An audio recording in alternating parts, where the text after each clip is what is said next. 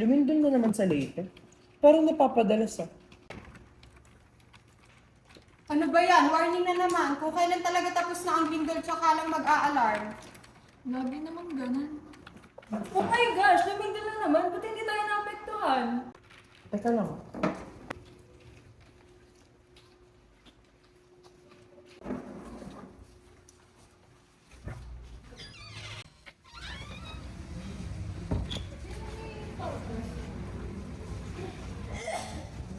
Hello, Han.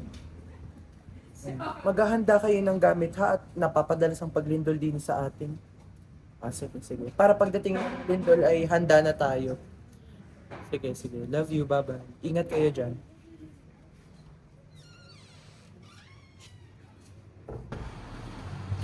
Nakalitaan mo yung lindol na naman sa Leyte? Siya, oo nga eh. May pasok ka, diba? Maganda ka na. Sige po.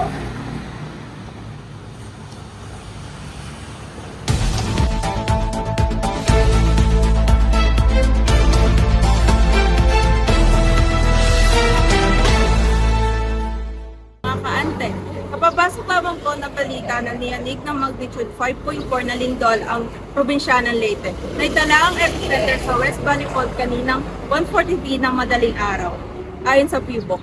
May posibilidad na magtuloy-tuloy ang lindol na ito at maapektuhan ang mga karatig bayan at ang mga vulkan gaya rito sa Taal Volcano. Pinagbibigay alam ang pag-iingat para sa bawat isa.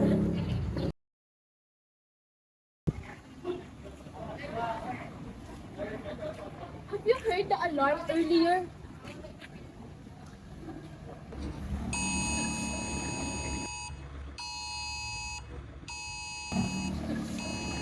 Wala naman. Nagkaroon daw ng earthquake sa fault malapit sa Leyte. Ang galing, no? Yun yung next stop natin sa DRRR. Eh? Omki!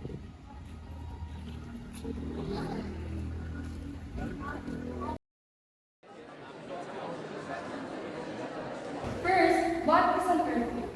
Earthquake is the shaking and trembling that results from movement of rocks beneath the earth.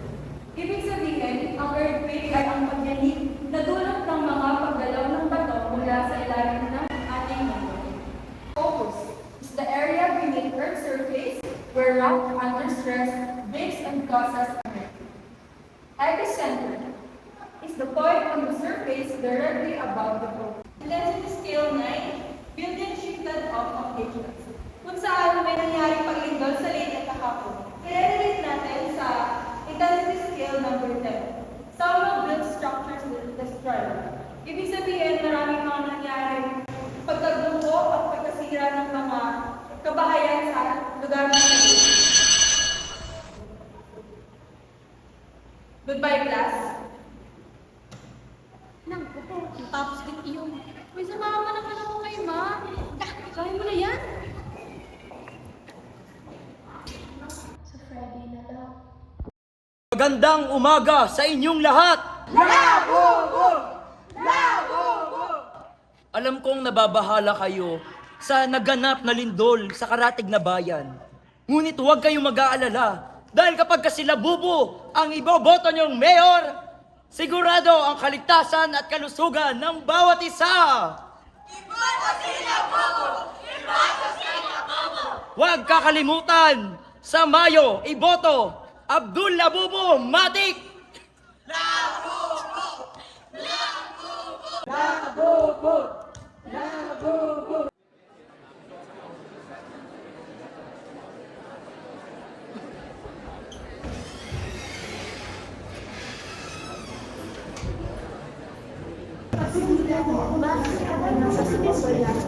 Possible po ba na magkaroon ng mas malaking coverage? Kasi po diba, sabi sa news, interconnected daw yung mga faults natin. Anna, the Philippines is in a Pacific Rift spot. These phones are not just proximity. They are warning signs of a recession. So, yung chance po talaga. But it's inevitable. The West Valley Fault, for example, moves every 400 to 600 years.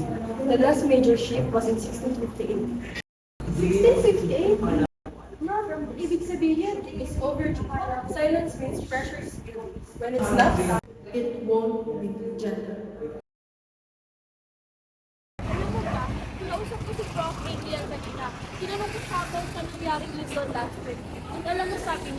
posibleng may malakas na lindol ang dumating dito. And the only thing we can do is to prepare. Sige.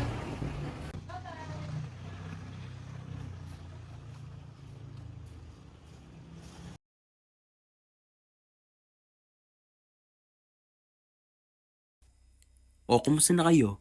Lindol season na naman. Bukod sa mga panahong walang makain yung pamilyang to, mapapakinabangan na naman tayo kasi may sakuna na naman. Tapos, mahirap ka naman lutuin eh. Pag nasa evacuation na, hindi ka rin napapakinabangan. Ako, lalagyan mo lang ako ng mainit na tubig, may pampainit ka na sa tiyan mo, di ba? Wow! Hiyang-hiya naman ako sa inyo. Kahit paanong kain ng pamilyang to, kung wala ako, mabibilaukan sila. Di wala rin yung kaligtasan nila. Di ba? May pag-asa nga ba na baka mo dapat subok pagkawin? Bakit ang Puro na lang pagkain at tubig ang iniisip nyo. Sige nga, paano kung magka-power interruption? Paano makakita yung pamilyang to kapag gabi? Ako pa rin yung mahalaga dito, no? Sige nga, paano kung ma-jobs kayo sa evacuation center? Paano nyo hugasan yung nyo? Di ba kailangan nyo ako?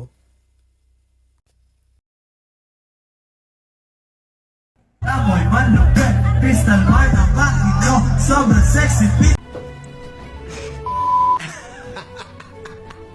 Kata mo yun? I know.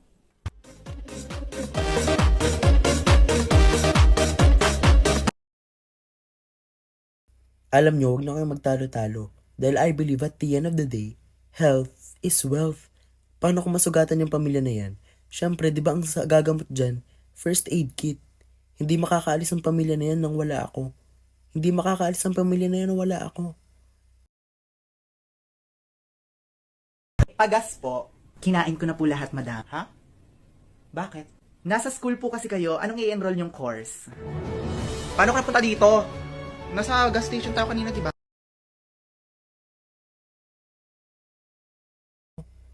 Hindi makakaalis ang pamilya na yan nang wala ako.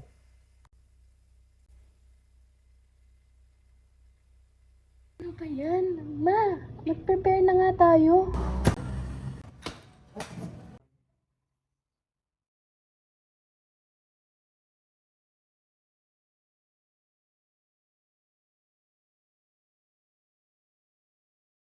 Yan, handa na. Hindi ba okay itong ginagawa nating paghahanda? Hindi, natural itong ginagawa natin. Kasi disaster, hindi natin alam kung kailan yan dadating. Hindi natin ito mapipigilan, pero pwede natin paghandaan.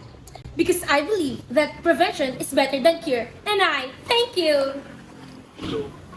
Uy, Mare, ang ginagawa niyo? Tara dito. Mare, Uy, Mare, tara na. Excited na ako.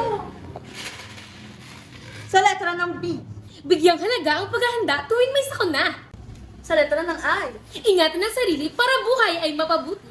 Sa letra ng N. Narito ang mga kagamitan na ating kailangan. Sa letra ng G. Gaya ng ilaw, tubig, pagkain, at damit. Sa letra ng O. Oh, ano pang hinihintay nyo? Maganda na rin kayo. Ikaw, akala na ka, bigyan mo ka na sa akin. Akala nga kayo dyan.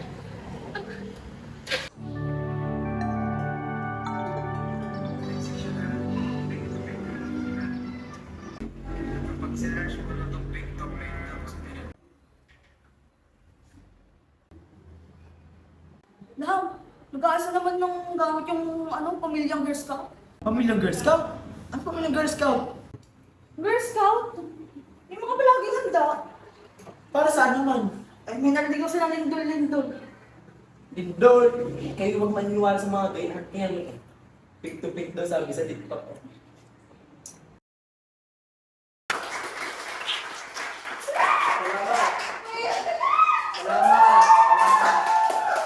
Now, we will witness the oath-taking of our newly elected municipal mayor, Mayor Jan Abdullah Bubu Matik.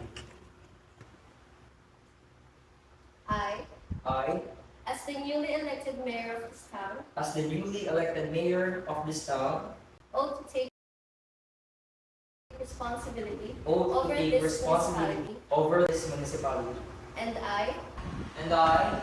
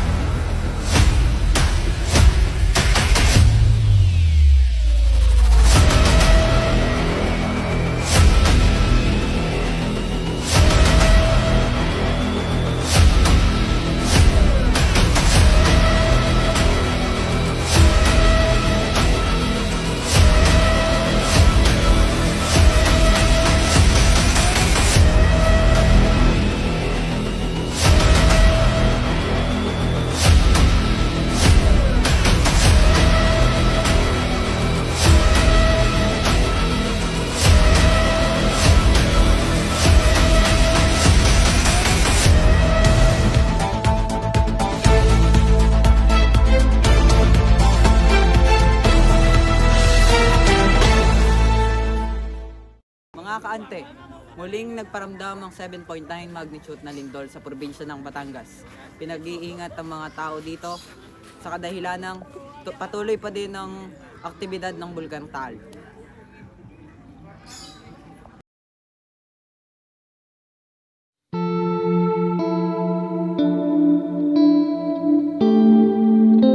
Diyos ko po, buti hindi tayo naapektuhan ng malala.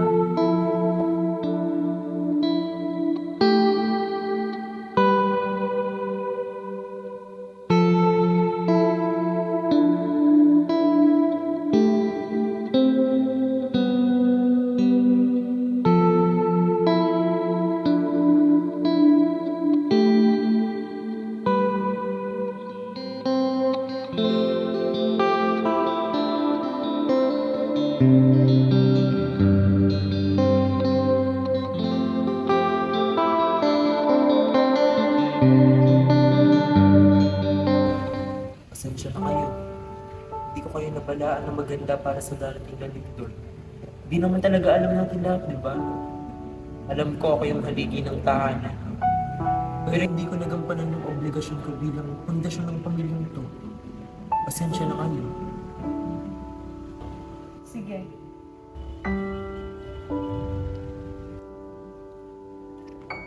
Para pa sa inyo. Salamat po. Janelle po. Sa May.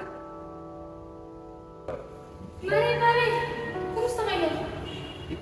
Ito, apektuhan ng lindol. Dapat talaga naniwala kami sa inyo. Kaya nga pare, nagkamali kami. Bakit mag-isip ng ganyan? Nangyari na nangyari. Ang mahalaga, ligtas tayong lahat. Ang matanda? Sure!